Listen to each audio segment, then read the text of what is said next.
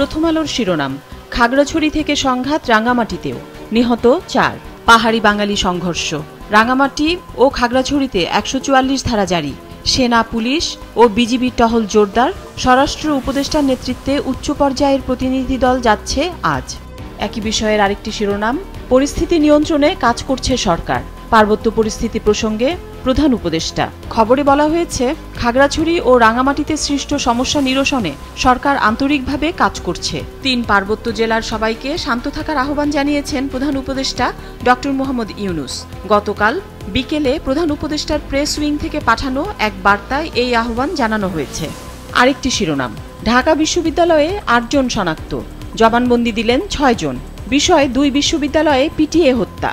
জাহাঙ্গীরনগর বিশ্ববিদ্যালয়ে একজনকে পিটিয়ে হত্যার ঘটনায় গত বৃহস্পতিবার রাতে আশুলিয়া থানায় হত্যা মামলা। ঢাকা বিশ্ববিদ্যালয়ের ফজলুল হক মুসলিম হলে চোর সন্দেহে এক ব্যক্তিকে পিটিয়ে হত্যার ঘটনায় ৮ জনকে শনাক্ত করেছে হল প্রশাসনের গঠিত তদন্ত কমিটি। তারা সবাই ওই হলের আবাসিক শিক্ষার্থী।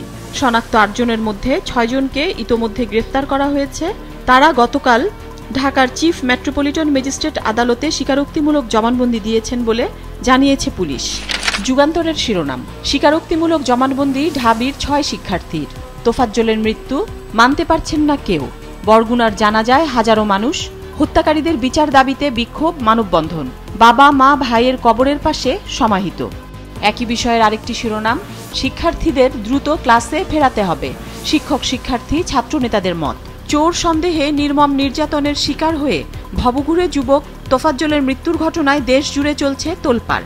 ঢাকা বিশ্ববিদ্যালয়ের মতো ঐতিহ্যবাহী শিক্ষা প্রতিষ্ঠানের শিক্ষার্থীদের কর্মকাণ্ডে মর্মাহত গোটা জাতি। ফলে এই ধরনের ঘটনার পুনরাবৃত্তি এড়াতে দোষীদের চিহ্নিত করে কঠোর বিচারের আওতায় আনার পরামর্শ দিয়েছেন শিক্ষক শিক্ষার্থী ছাত্রনেতারা। বিশ্ববিদ্যালয় প্রশাসনকেও জবাবদিহিতার আওতায় আনার আহ্বান জানিয়েছেন তারা। একই সঙ্গে শিক্ষার্থীদের দ্রুত শ্রেণীকক্ষে ফিরিয়ে আনার পরামর্শ দিয়েছেন। পত্রিকাটির আরেকটি শিরোনাম, ছাত্র রাজনীতি বন্ধের সিদ্ধান্ত নতুন ষড়যন্ত্র। ডাকসুর সাবেক ৩ ভিপির প্রতিক্রিয়া। এই ৩ ভিপি হলেন মুজাহিদুল ইসলাম সেলিম, মাহমুদুর রহমান মান্না, নুরুল হক নূর। তারা বলেছেন, এই ভুল সিদ্ধান্তের কারণে পরিবেশ আরও খারাপ হবে। পত্রিকাটির আরেকটি শিরোনাম, মোহাম্মদপুরে ২ জনকে কুপিয়ে হত্যা কিশোর গ্যাংয়ের। আহত ১০ জনকে হাসপাতালে ভর্তি। গ্যাংয়ের প্রধান ইমনের বিরুদ্ধে আরও কয়েকজনকে কুপিয়ে হত্যার অভিযোগ আছে। কালের কণ্ঠের শিরোনাম, হাসানের বেপরোয়া দখলবাজি। খবরে উঠে এসেছে, ক্ষমতাচ্যুত শেখ হাসিনা সরকারের সাবেক পররাষ্ট্রমন্ত্রী হাসান মাহমুদের দুর্নীতির নানান চিত্র। বলা হয়েছে, গত ১৫.৫ বছরে নানা অনিয়ম ও দুর্নীতির মাধ্যমে দেশে বিদেশে অবৈধভাবে সম্পদের পাহাড় গড়েছেন তিনি। দখলের তালিকায় রয়েছে বন বিভাগের প্রায় ২১২ একর জমি, কোটি কোটি টাকার অবৈধ প্লট, ফ্ল্যাট ও বাড়ি। হত্যা, সন্ত্রাস, চাঁদাবাজি সহ বিভিন্ন অপরাধের অভিযোগে চট্টগ্রামের বিভিন্ন থানায় ১ ডজনের বেশি মামলা হয়েছে তার বিরুদ্ধে। দুর্নীতি সংক্রান্ত আরেকটি শিরোনাম, মাতারবাড়ি বিদ্যুৎ প্রকল্পে বহু চক্রের অর্থ লোপাট। অনুসন্ধানে দেখা গেছে, বিদ্যুৎ খাতের বড় এই প্রকল্পে সিন্ডিকেট করে টেন্ডার ও কমিশন বাণিজ্য, যন্ত্রপাতি কেনাকাটায় অস্বাভাবিক ব্যয়, জরুরি প্রয়োজন মেটাতে রাখা অর্থ অনুমোদন ছাড়াই খরচ, গোপনে প্রকল্পের পরিত্যক্ত লোহা বিক্রি, কয়েক গুণ বাড়তি ব্যয়ে সড়ক নির্মাণ ও বৈদ্যুতিক তার পাচারের মাধ্যমে মিলেমিশে প্রায় ৫০০ কোটি টাকা লোপাট করেছে একাধিক চক্র। দেশের রাজনৈতিক পরিস্থিতি নিয়ে শিরোনাম, ৩০০ আসনে প্রার্থী দেবে জামায়াত। নায়েবে আমির মুজিবুর রহমান। জামায়াতে ইসলামীর নায়েবে আমির সাবেক এমপি অধ্যাপক মুজিবুর রহমান বলেছেন, আগামী সংসদ নির্বাচনে ৩০০ আসনেই প্রার্থী দেওয়ার প্রস্তুতি নিয়েছে তার দল।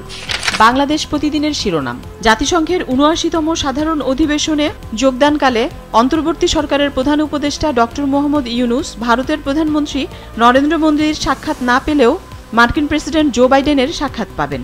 এছাড়া দ্বিপক্ষীয় বৈঠক হবে পাকিস্তানের প্রধানমন্ত্রী শাহবাজ শরীফের সঙ্গে।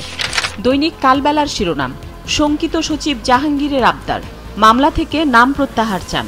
ছাত্র জনতার গণ অভ্যুত্থানে পুলিশের গুলি ও প্রাণহানির ঘটনাকে রাজনৈতিক সিদ্ধান্ত উল্লেখ করে হত্যা মামলা থেকে নিজের নাম প্রত্যাহারের আবদার জানিয়েছেন স্বরাষ্ট্র মন্ত্রণালয়ের জননিরাপত্তা বিভাগের সদ্য সাবেক সচিব মোহাম্মদ জাহাঙ্গীর আলম। জননিরাপত্তা বিভাগের বর্তমান সিনিয়র সচিব ডক্টর আব্দুল মোমেনের কাছে তিনি আবেদন পাঠিয়েছেন। তার নামে এখন পর্যন্ত ৩টি হত্যা মামলা হয়েছে। আবেদনে তিনি বলেছেন, গণহত্যা রাজনৈতিক সিদ্ধান্তে হয়েছে। দ্বাদশ নির্বাচনে ভোটের হার অস্বাভাবিক দেখান তিনি। দেশ রূপান্তরের শিরোনাম, পরিবর্তনের হাওয়ায় প্রাপ্তি 15 লাখ কোটি, ঋণ সহায়তার প্রতিশ্রুতি। প্রকল্প ঋণের চেয়ে এখন নগদ সহায়তা বেশি প্রয়োজন। আমাদের জিডিপি ও বিদেশি ঋণের অনুপাত বেশি নয়। বাংলাদেশের অর্থনীতি গত 2 বছর ধরেই নিম্নগামী। রপ্তানি আয় ও প্রবাসী আয় কমে যাওয়া, অর্থ পাচার প্রভৃতি কারণে উন্নয়ন সহযোগীরা প্রতিশ্রুত ঋণের অর্থ ছাড়ে গড়িমসি করছিল। 5 আগস্টের পর এই চিত্র পাল্টে গেছে। অন্তর্বর্তী সরকার দায়িত্ব নেওয়ার পর অন্য উন্নয়ন সহযোগীরা তো আছেই, যুক্তরাষ্ট্র ও ইউরোপের বিভিন্ন দেশ সব ধরনের সহযোগিতার প্রতিশ্রুতি দিয়েছে। উন্নয়ন সহযোগীরা ইতোমধ্যে $12.5 বিলিয়ন বেশি ঋণ সহায়তার প্রতিশ্রুতি দিয়েছে। ফলে বিদেশি মুদ্রার রিজার্ভ নিয়ে বাংলাদেশের যে সংকট আছে তা দ্রুতই কেটে যাবে বলে আশাবাদী বিশেষজ্ঞরা।